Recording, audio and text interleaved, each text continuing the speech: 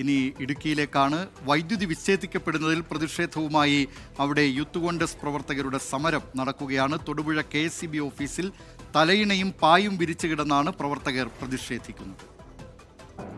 ചെറിയ കുഞ്ഞു പിള്ളേരുള്ള വീട്ടിലും കാരണന്മാരുടെ വീട്ടിലും സാധാരണക്കാരുടെ വീട്ടിൽ ഇൻവേർട്ടർ ഇല്ല.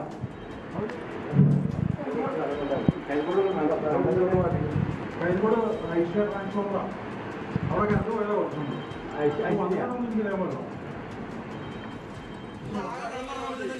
വിവരങ്ങളുമായി രാഹുൽ വിജയൻ ചേരുന്നു. രാഹുൽ വിജയൻ, അവിടെ യൂത്ത് കോൺഗ്രസ് പ്രവർത്തകർ പ്രതിഷേധിക്കുന്നുണ്ട്. അതേസമയം തന്നെ ഇടുക്കി ഡാമിൽ അവിടെ ജലനിരപ്പ് ഗണ്യമായി കുറഞ്ഞിരിക്കുകയാണ്. അത് സംസ്ഥാനത്തെ വൈദ്യുതോൽപാദനത്തിൽ വലിയ തോതിൽ ആശങ്കയുണ്ടാക്കുകയും ചെയ്യുന്നുണ്ട്. അതേസമയം തന്നെ യൂത്ത് കോൺഗ്രസിൻ്റെ പ്രതിഷേധം തൊടുപുഴയിൽ നടക്കുന്നുമുണ്ട്. എന്തൊക്കെയാണ് വിവരങ്ങൾ?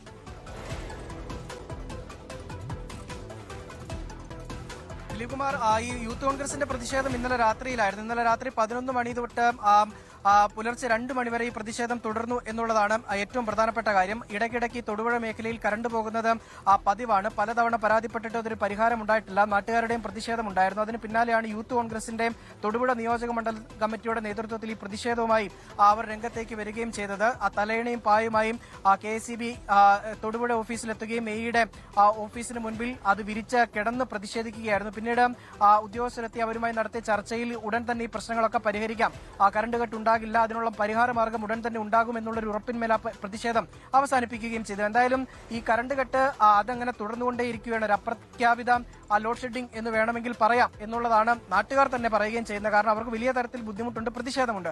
ഇടുക്കി ഡാമിലേക്ക് വരികയാണെങ്കിൽ ഇടുക്കി ഡാമിലെ ജലനിരപ്പ് ഗണ്യമായി തന്നെ കുറഞ്ഞിട്ടുണ്ട്. സംസ്ഥാനത്തെ ഏറ്റവും വലിയ ജലവൈദ്യുത പദ്ധതിയാണ് ഇടുക്കിയിലേത്. മൂലമറ്റം പവർ ഹൗസിൽ ഇനിയും 1 മാസത്തേക്ക് കൂടി വൈദ്യുതി ഉൽപ്പാദിപ്പിക്കാനുള്ള വെള്ളം മാത്രമേ ഇടുക്കി അണക്കെട്ടിലുള്ളൂ എന്നാണ് KSEB അധികൃതർ തന്നെ പറയുകയും ചെയ്യുന്നത്. അത് 10 ദശലക്ഷം യൂണിറ്റ് വീതം വൈദ്യുതി ഒരു ദിവസം ഉൽപ്പാദിപ്പിച്ചാൽ ജൂൺ മാസം വരെ ഈ വൈദ്യുതി ഉൽപ്പാദിപ്പിക്കാനുള്ള വെള്ളം ഇടുക്കി അണക്കെട്ടിലുണ്ട്. അതിൽ കൂടുതൽ വൈദ്യുതി ഉൽപ്പാദിപ്പിക്കേണ്ടി വന്നു കഴിഞ്ഞാൽ അത് ഈ ദിവസത്തിന്റെ എണ്ണത്തിൽ കുറവ് വരികയും ചെയ്യും. നിലവിൽ 33%ആണുള്ളത്. 20%ത്തിലേക്ക് ജലനിരപ്പ് താഴ്ന്നു കഴിഞ്ഞാൽ മൂലമറ്റം പവർ ഹൗസിലേക്ക് വെള്ളം കൊണ്ടുപോകാൻ കഴിയാത്ത വിധത്തിലേക്ക് എത്തും. പെങ്ക് സ്റ്റോക്ക് പൈപ്പിന്റെ ലെവലിലും താഴെ പോയി കഴിഞ്ഞാൽ വെള്ളം വൈദ്യുതി ഉൽപാദനത്തിനായി മൂലമറ്റം പവർ ഹൗസിലേക്ക് കൊണ്ടുപോകാൻ കഴിയില്ല. അതുകൊണ്ട് തന്നെ ഇനി 13% വെള്ളം മാത്രമാണ് വൈദ്യുതി ഉൽപാദനത്തിന് വേണ്ടി അവിടെ ഉള്ളത് എന്നുള്ളതാണ് KSEB അധികൃതർ പറയുന്നത്. പക്ഷേ ഇന്നലെ 12 ദശലക്ഷം യൂണിറ്റ് വൈദ്യുതി വരെ ഉൽപാദനം മൂലമറ്റം പവർ ഹൗസിൽ നടത്തിയിരുന്നു. വരും ദിവസങ്ങളിൽ അത് കൂടാനുള്ള സാധ്യതയുമുണ്ട്. അങ്ങനെയെങ്കിൽ അത് കടുത്ത പ്രതിസന്ധിയിലേക്ക് പോകും. വേനൽ മഴ ലഭിച്ചില്ല എങ്കിൽ ഉണ്ടാകാൻ പോകുന്നത് കടുത്ത പ്രതിസന്ധിയായിരിക്കുമെന്ന് KSEB അധികൃതർ തന്നെ വ്യക്തമാക്കുകയും ചെയ്യുന്നുണ്ട്. ദിലീപ് കുമാർ.